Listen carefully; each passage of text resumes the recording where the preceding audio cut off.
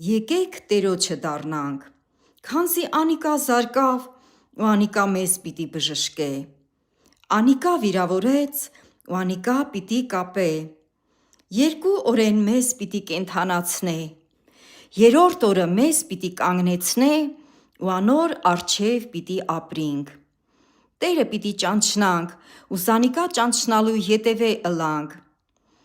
Անոր ելքը արշալույսի պես պատրաստված է, ու Անիկա մեզի պիտի գա անձրևի պես,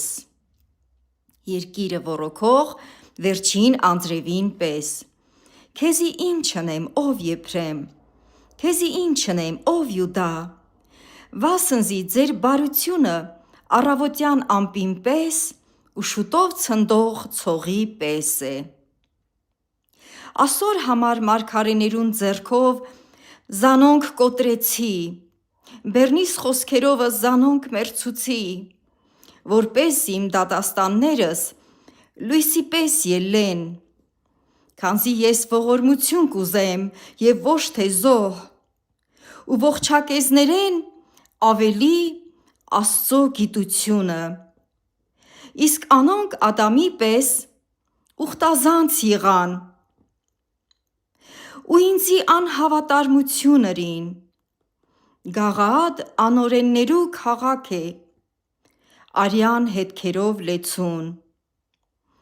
Ինչպես ավազակներու գունդերը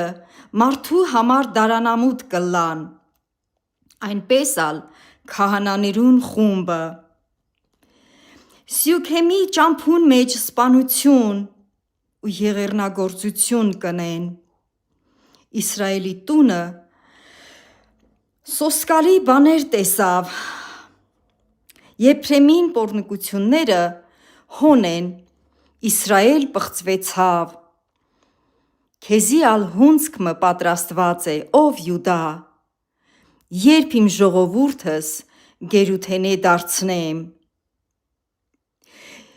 Երբ Իսրայելը պիտի բժշկեի, Եփրեմին անօրենությունը ու Սամարիային չարությունները հայտնվեցան, քանզի անոնք նենգությամբ կգործեն,